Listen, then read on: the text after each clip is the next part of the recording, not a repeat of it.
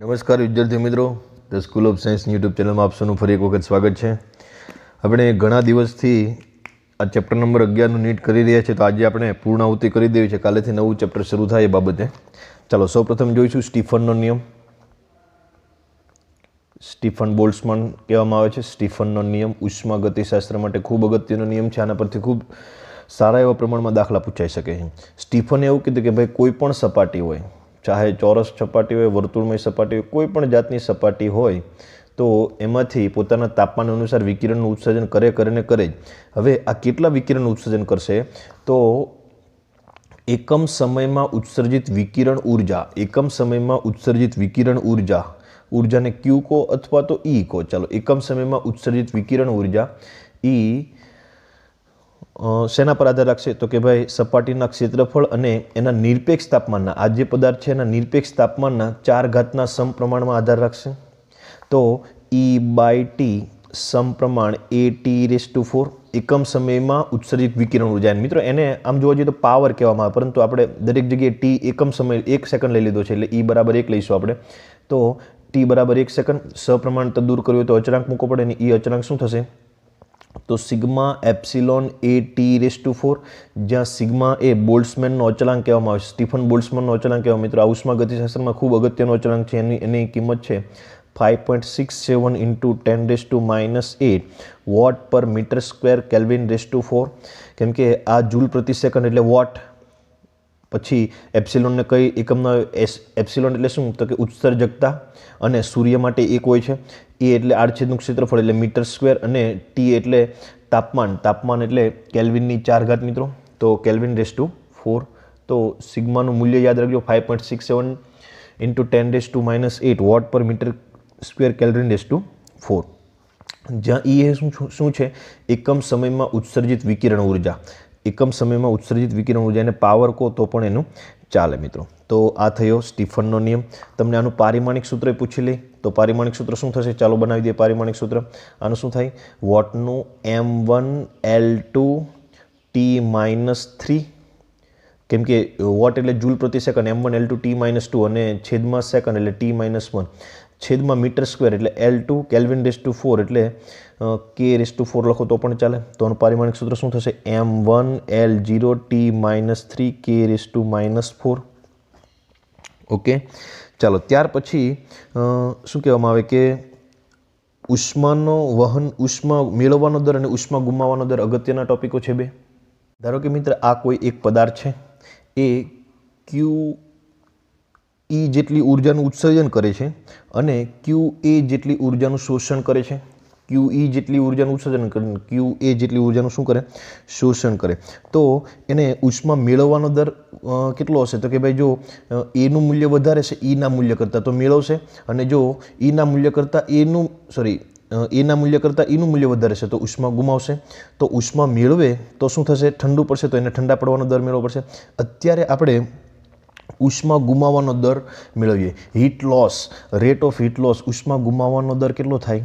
ઉષ્મા પહેલાં તો કેટલી ઉષ્મા ગુમાવે? તો કે ભાઈ ΔQ = QE જેટલી ગુમાવે અને QA જેટલી મેળવે.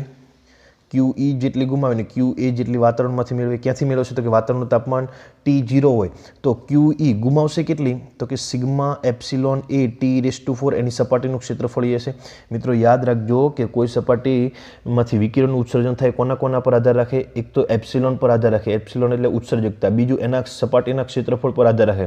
જો આવી સપાટી હોય તો એનું ક્ષેત્રફળ, ચોરસ સપાટી હોય તો ક્ષેત્રફળ કેટલું થાય? તો કે ભાઈ એક સપાટીનું L². એવી કેટલી સપાટી આવે? 8, એટલે 8L². 4, 5, 6 આવશે, એટલે 6L². જો તમારો વર્તુળમાં હશે તો એ વર્તુળની બાહ્ય સપાટીનું ક્ષેત્રફળ 4πr². તો અહીંયા એની જગ્યાએ 4πr² અને એના તાપમાન પર આધાર રાખશે. એટલે 3 બાબત પર આધાર રાખશે. એક તો દ્રવ્ય, બીજું આડછેદનું એની બાહ્ય સપાટીનું ક્ષેત્રફળ, બધી સપાટીમાંથી ઉત્સર્જન કરશે, અને એક એના નિરપેક્ષ તાપમાન. તો એવી રીતે આ કેટલું મેળવશે? તો કે સિગ્મા EAT⁴, કેટલું ગુમાવશે? તો કે સિગ્મા EAT⁴. મેળવશે કેટલું? તો કે ભાઈ સિગ્મા એપ્સિલોન A T0⁴. મેળવશે ક્યાંથી આ ઉર્જા? તો કે વાતાવરણમાંથી વાતાવરણનું તાપમાન T0 હોય તો એટલી મેળવશે ને એ ગુમાવશે. તો પરિણામે ઉષ્મા ગુમાવશે કેટલી? તો કે ભાઈ ΔQ = sigma epsilon A T⁴ - T⁴. સમજણ પડે છે મિત્રો? ચાલો તો હવે ગુમાવવાનો દર મેળવીએ આપણે. ગુમાવવાનો દર શું થશે? Delta Q by delta T. Delta Q by delta T એ શેના પર આધાર રાખશે? તો કે ભાઈ સપાટીના ક્ષેત્રફળ એ પર આધાર રાખશે. તમને બે અલગ અલગ આપેલું હોય કે ભાઈ એકનો ગુમાવવાનો દર આટલો છે, બીજાનો બંનેના તાપમાન સમાન છે, બે પદાર્થો અલગ અલગ છે, એકનું સપાટીનું ક્ષેત્રફળ A1 છે, એકની સપાટીનું ક્ષેત્રફળ A2 છે, બંનેની ઉત્સર્જકતા સમાન છે, સિગ્મા સમાન છે અને વાતાવરણનું તાપમાન આ બધા બંને પદાર્થના તાપમાન પણ સમાન છે. આનું તાપમાન T છે અને આનું તાપમાન T, તો આ બધું સમાન, ખાલી એ અલગ અલગ. એટલે ઉષ્મા ગુમાવવાનો દર આ શું છે? ઉષ્મા ગુમાવવાનો દર. ઉષ્મા ગુમાવવાનો દર એ શેના પર આધાર રાખશે? સપાટીના ક્ષેત્રફળ પર આધાર રાખશે. હવે મિત્રો આપણને બીજી એક ખબર છે કે dq બાય dt એટલે શું થાય? આ ડેલ્ટાને આપણે dq કહીએ તો dq બાય dt. પહેલાં તો આપણે ક્યુની વાત કરીએ કે આપણે ઉષ્મા જ્યારે ગુમાવશે એના તાપમાનમાં ફેરફાર થાય એટલે ક્યુ બરાબર mc ડેલ્ટા ટી. હવે ટી વડે ભાગી દઈએ એટલે dq બાય dt. ફેરફાર લઈએ, ઉષ્માનો ફેરફાર સમય સાથે ફેરફાર થશે તો આ બાજુ તાપમાનનો પણ ફેરફાર થશે. Delta T by delta small T એટલે એને dt બાય dt પણ લખી શકાય. ત્યાર પછી આપણે dt બાય dt એ શું થશે? તો કે ભાઈ તાપમાનના ફેરફારનો દર, તાપમાનના ઘટાડાનો દર, તો એના બરાબર શું લખી શકાય? dt by d small T. એકમ સમયમાં તાપમાનમાં ફેરફાર એટલે એને ઠંડા પડવાનો દર. આ ઉષ્મા ગુમાવવાનો દર છે, આ કોનો દર છે? ઠંડા પડવાનો દર. શાનો દર છે મિત્રો? ઠંડા પડવાનો દર. તો એ શું થશે? dq by dt by mc. સમજ પડે છે? dq by dt by mc. ચાલો dq બાય dt એ શું છે? તો અહીંથી મેળવી શકાય dq બાય dt શું થશે? Sigma epsilon a T⁴ - T⁴ છેદમાં શું આવશે? mc. ચાલો મિત્રો અહીંયા સિગ્મા E એ dq બાય dt, dt આપણે એકમ સમય લઈ લઈએ તો સિગ્મા E એ T⁴, એટલે અહીંયા આપણે એકમ સમય લીધેલો છે, સિગ્મા E એ T⁴. ચાલો તો આગળ વધીએ. આ શું છે? ઠંડા પડવાનો દર એટલે dt by d small t કહી શકાય ને. m એટલે શું થાય? પદાર્થનું દળ. પદાર્થના દળને બીજા કઈ રીતે લખી શકાય? તો કે પદાર્થનું દળ m = ρv પણ લખી શકાય. Sigma epsilon a T⁴ - T⁴. એમની જગ્યાએ ρv × c dt by dt. હવે બે અલગ અલગ પદાર્થો છે, એક આ પદાર્થ છે, બીજો આ પદાર્થ છે. આ બંનેના તાપમાન સમાન છે. આની સપાટીનું ક્ષેત્રફળ A1 છે, આની સપાટીનું ક્ષેત્રફળ A2 છે, આનું કદ V1 છે, આનું કદ V2 છે. તો બંનેના ઠંડા પડવાનો દર કોનો વધારે છે, કોનો ઓછો હશે? તો કે ભાઈ કેના પર આધાર રાખશે? A અને V પર આધાર રાખશે. ઘનતા પણ સમાન હશે, A અને V પર આધાર રાખશે, અથવા તો C. એટલે ટૂંકમાં તમારે આ સૂત્ર યાદ રાખવાનું. આમાં જે સમાન હોય એ તમારે સમાન લેવાનું, જે અલગ અલગ હોય એ અલગ અલગ લેવાનું. ચાલો હવે આપણે જોઈએ કે ઠંડા પડવાનો દર અને ગરમ થવાનો દર કોના પર આધાર રાખશે? તો કે ભાઈ એક તો એની સપાટી પર આધાર રાખશે. એ કેટલું ઠંડુ પડશે, એ સપાટી કઈ પ્રકારની બનેલી છે, એની ઉત્સર્જકતા કેટલી છે. જો ઉત્સર્જકતા વધારે હશે તો એ ઝડપથી, ઈનું મૂલ્ય વધારે હશે તો એ ઝડપથી ઉત્સર્જન કરશે, તો એ ઝડપથી ઠંડો પડશે. એટલે કે એક તો ઉત્સર્જકતા વધારે હશે, એમિસિટિવિટી વધારે હશે તો ઝડપથી ઠંડુ થશે. બીજું ક્ષેત્રફળ પર પણ આધાર રાખે. ક્ષેત્રફળ વધારે છે તો પણ એ ઝડપથી એનો ઠંડા પડવાનો દર વધારે છે, એનું મૂલ્ય વધારે છે. એ એટલે ક્ષેત્રફળ, બાહ્ય સપાટીનું ક્ષેત્રફળ મોટું હોય. ભાઈ આપણને ખબર છે કે આપણે એક રકેબીમાં ચા લઈએ અને આપણે એક થાળીમાં ચા લઈએ તો થાળીમાં ઝડપથી ઠંડી થઈ જાય અને રકેબીમાં ધીમે ધીમે ઠંડી થાય. કેમ? તો કે થાળીમાં ક્ષેત્રફળ વધી જાય. એકદમ સિમ્પલ છે. બીજું છે કે દળ પર આધાર રાખશે. જો દળ વધારે હશે તો શું થશે? તો કે ભાઈ તો ઠંડા પડવાનો દર કેવું થશે? ઓછો હશે. એટલે આપણે, તમને ખબર હોય કે એક આપણો દૂધનો વાટકો ભરેલો હોય અને એ ઠંડુ ના થતું હોય તો આપણે બે જુદા જુદામાં લઈ લઈએ. એટલે કે થોડુંક દળ હોય તો એ ઝડપથી ઠંડુ થઈ જાય. એટલે દળ પર પણ આધાર રાખે. જો દળ વધારે હશે તો ઠંડુ ધીમે ધીમે થશે, દળ ઓછું હશે તો ઝડપથી ઠંડુ થશે. બીજું એક વિશિષ્ટ ઉષ્મા પર પણ આધાર રાખે છે.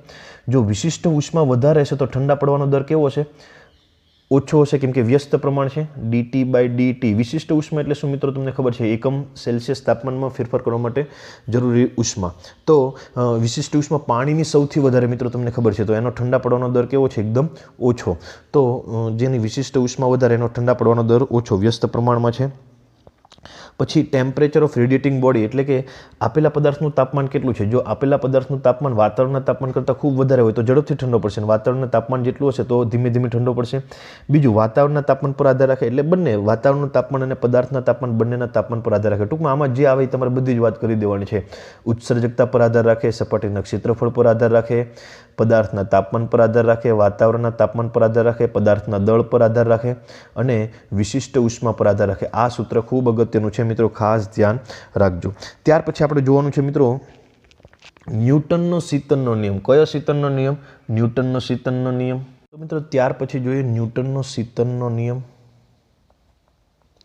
ન્યૂટનનો શીતન દરનો નિયમ. ભાઈ ન્યૂટન બાબા આમાં પણ આવી ગયા. ઓલામાં બળ પર સફરજનની વાત કરતાં ગુરુત્વાકર્ષણ બળની વાત કરતાં ઉષ્માગતિશાસ્ત્રમાં પણ પ્રવેશ કરેલો. એમણે એવું કીધું કે ભાઈ બે પદાર્થો તમે લઈ લો. આ પદાર્થનું તાપમાન 100°C છે, આ પદાર્થનું તાપમાન 50°C છે અને વાતાવરણનું તાપમાન 20°C છે. તો બેમાંથી કોણ વધારે ઝડપથી ઠંડુ પડશે? ઠંડા થવાનું એકમ સમયમાં કોનું તાપમાન સૌથી વધારે વધશે? તો કે ભાઈ 2 સેકન્ડ પછી જોયું તો 100 વાળું તાપમાન 90 થઈ ગયું અને 50 વાળું 49 થયું. મતલબ કે આમાં કેટલાનો ઘટાડો છે? 10નો ઘટાડો છે. જ્યારે આમાં એટલા સમયમાં કેટલા ઘટાડો છે? 1 ઘટાડો છે. એનું કારણ શું? તો કે ભાઈ આમાં પદાર્થનું તાપમાન ને વાતાવરણના તાપમાન વચ્ચે બહુ મોટો તફાવત છે. જ્યારે આમાં પદાર્થના તાપમાન અને વાતાવરણના તાપમાન વચ્ચે કેટલો તફાવત છે? નાનો તફાવત છે. આમાં કેટલો તફાવત છે? મોટો તફાવત એટલે કે 80. જ્યારે આમાં કેટલો તફાવત છે? 30. તો ઠંડા પડવાનો દર એટલે dt/d સ્મોલ t, એકમ સમયમાં તાપમાનમાં ફેરફારનો દર, તાપમાનમાં ઘટાડાનો દર, પદાર્થનું તાપમાન T અને વાતાવરણના તાપમાનના ફેરફારના સમપ્રમાણમાં હોય છે. યાદ રાખજો મિત્રો કે ઠંડા પડવાનો દર એ પદાર્થના તાપમાન અને વાતાવરણના તાપમાનના ફેરફારના સમપ્રમાણમાં હોય છે.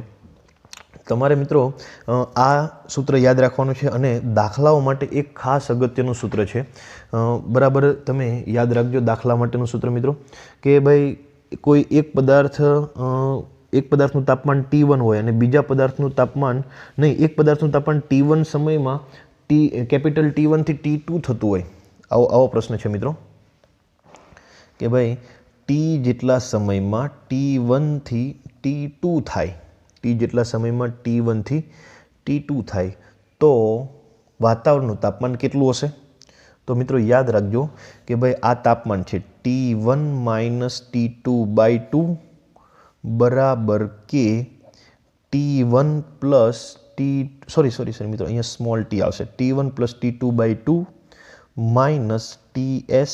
આ દાખલા માટેનું ખૂબ અગત્યનું સૂત્ર છે મિત્રો. તમને આના પરથી ઘણા બધા દાખલાઓ પણ કરાવેલા છે એટલે મારે ડિટેલમાં જવાની જરૂર નથી. T1 એટલે પ્રારંભિક તાપમાન, T2 એટલે અંતિમ તાપમાન, ઘટેલું તાપમાન એ માટે લીધેલો સમય, K એટલે અચળાંક, T1 એટલે પ્રારંભિક તાપમાન. એ આના પરથી જ છે મિત્રો. dt એટલે શું થશે? dt એટલે તાપમાનનો ફેરફાર, dt એટલે સમય, સપ્રમાણતા દૂર કરો તો એક અચળાંક મૂકવો પડે. પદાર્થનું તાપમાન કયું? પહેલાંનું કે પછીનું? તો કે ભાઈ સરેરાશ પહેલાંનું વત્તા પછીનું ભાગ્યા 2 - TS એટલે આનું જ એ ડિટેલમાં સ્વરૂપ છે મિત્રો. ખાસ ધ્યાન આપજો. ચાલો હવે આપણે જુદા જુદા આલેખો જોવાના છે. એ આલેખ પરથી તમને બેઠો પ્રશ્ન પૂછાઈ શકે. પહેલો આલેખ છે log T - TS versus time. T - TS versus time એટલે કે ભાઈ તમારે y અક્ષ પર log T - TS લેવાનું છે અને x અક્ષ પર સ્મોલ t લેવાનું છે. y અક્ષ પર શું લેવાનું છે? log T - TS. જ્યારે પણ તમને મિત્રો આવા પ્રકારનો આલેખ આવે કે ભાઈ આના વિરુદ્ધ આનો આલેખ દોરો તો પહેલું છે એ તમારે y અક્ષ પર લેવાનું છે અને બીજું છે એ તમારે ક્યાં લેવાનું છે? એ તમારે x અક્ષ પર લેવાનું છે. ચાલો આપણે આના પરથી શરૂઆત કરીએ કે શું થશે અહીંયા dt/d small t સમપ્રમાણ T - TS. સપ્રમાણતા દૂર કરો તો એક અચળાંક મૂકવો પડે, અચળાંક એ મૂકી દીધો. આને આપણે આ બાજુ લાવી, પહેલાંને પેલી બાજુ લઈ જઈએ તો dt/T - TS બરાબર K × dt. બંને બાજુ સંકલન કરો તો એકના છેદમાં સંકલન તમે જ્યારે કરો ત્યારે એનું લોગ થઈ જાય. શું થઈ જાય? લોગ. ln થઈ જાય. ln એટલે ઈના આધારવાળો લોગ એટલે આ લોગ ઈ આવશે મિત્રો. શું આવશે? લોગ ઈ.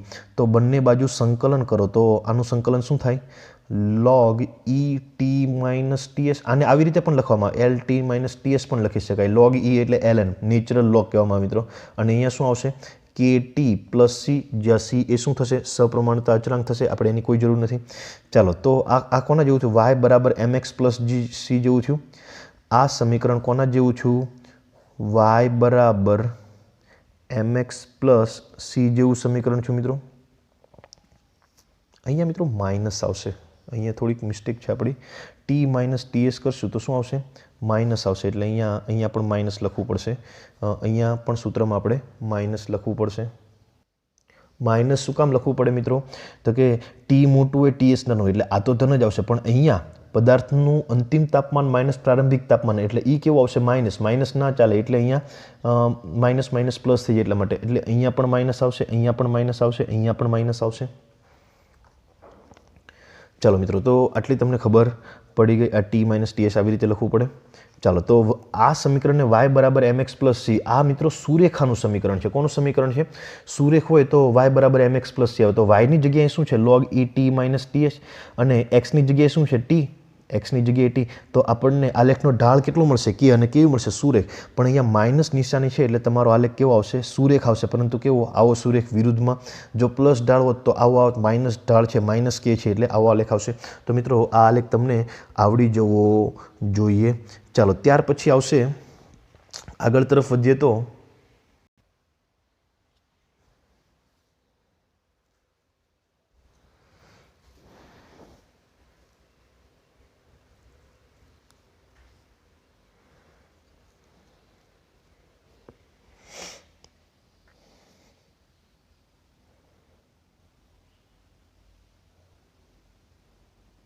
સોરી મિત્રો, આગળ તરફ વધીએ તો અહીંયા શું થશે?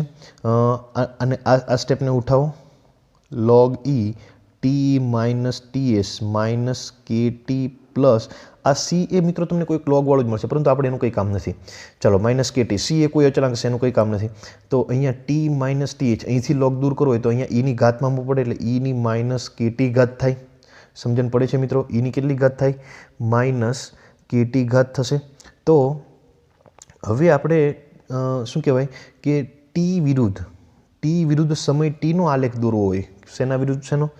ટી વિરુદ્ધ સમય ટી. આ પદાર્થનું તાપમાન અને સમયનો આલેખ દોરવો હોય તો એ આપણને મિત્રો એમ ખબર પડે કે આ ટી છે, આ સ્મોલ સોરી દેખાતું નથી મિત્રો, આ કેપિટલ ટી તાપમાન છે, આ સમય છે.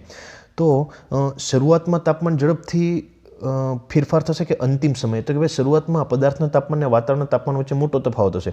જેમ જેમ પદાર્થનું તાપમાન ઘટતું જાય તેમ તેમ તફાવત પણ ઘટતો જાય. તો તેમ તેમ સમય કેવો થતો જાય? વધારે. અને અહીંથી પણ તમને ખબર પડે કે આ ચરઘાતાંકી રીતે બદલે છે. કેવી રીતે બદલે? ચરઘાતાંકી રીતે. યાદ રાખજો મિત્રો કે જ્યારે પદાર્થનું તાપમાન સમય સાથે કેવા સુરેખ રીતે બદલશે, સરખા સમયમાં સરખું તાપમાન ઘટશે. દાખલા તરીકે હું એમ કહેવા માગું છું કે ભાઈ આ પદાર્થનું તાપમાન 100°C છે, તો 90 થવા માટે 10 સેકન્ડ લે, તો શું પાછું 90માંથી 80 થવા માટે પણ 10 સેકન્ડ લેશે? ના, એ 15 સેકન્ડ લઈ શકે. 80માંથી 70, તાપમાનનો ફેરફાર એક સમાન છે. 80માંથી 70 થવા માટે પાછી 15 સેકન્ડ લેશે? ના, 20 પણ લઈ શકે, 22 પણ લઈ શકે. એટલે એ કેવું છે? સમય ચરઘાતાંકી કહેવાય. આને કેવું કહેવાય? ચરઘાતાંકી. ઈની ઘાતમાં હોય એટલે ચરઘાતાંકી વિધિ આવે. તો આનો આલેખ કેવો મળશે મિત્રો? આવો મળશે, આવો મળશે. પછી તાપમાન ઘટતું એક સમયે બંધ થઈ જશે જ્યારે પદાર્થનું તાપમાન અને વાતાવરણનું તાપમાન સમાન થઈ જાય ત્યારે. બીજું કે તમને આનો આલેખ પૂછે કે ભાઈ શીતન દર અને પદાર્થના તાપમાન અને વાતાવરણના તાપમાન વચ્ચેનો આલેખ. અહીંયા આવશે શીતન દર એટલે ડીટી બાય ડીટી, અને અહીંયા આવશે પદાર્થનું તાપમાન અને વાતાવરણનું તાપમાન, એ બેનો તફાવત. તો એનો આલેખ કેવો મળે? તો કે ભાઈ એ કેવા પ્રમાણમાં છે?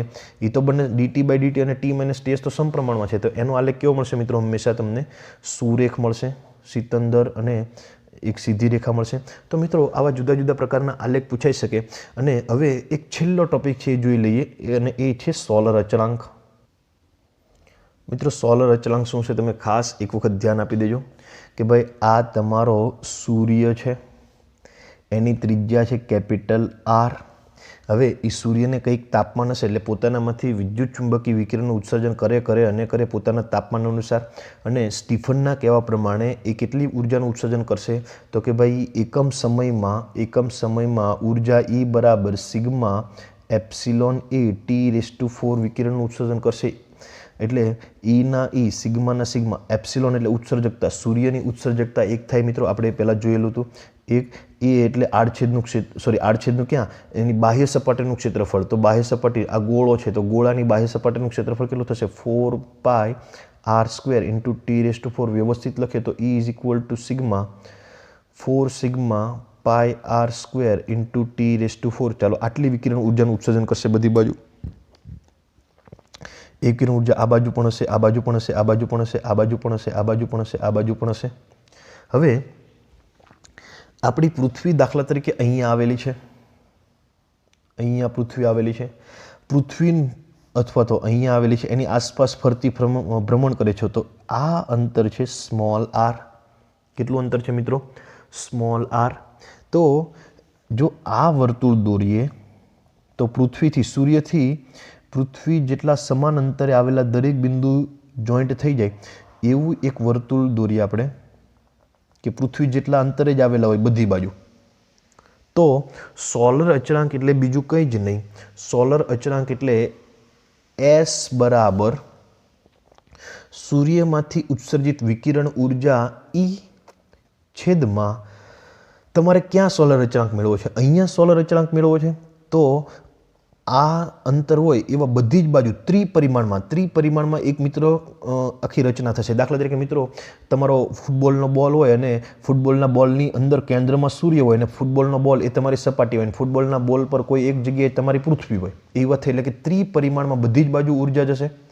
અને સૂર્યમાંથી આટલા અંતરે પૃથ્વી જેટલા અંતરે પૃથ્વી બાજુ આ બાજુ આ બાજુ આ બાજુ એવી પૃથ્વી જેટલા અંતરે ઉપરની બાજુ બધી જ બાજુ આવી રીતે આખું એક તમને ગોળો મળશે. અને એ ગોળાનું ક્ષેત્રફળ વડે તમે ભાગી દો, એ ગોળાની બાહ્ય સપાટીના ક્ષેત્રફળ વડે તમે ભાગી દો તો તમને એ જગ્યાએ સોલર અચળાંક મળશે.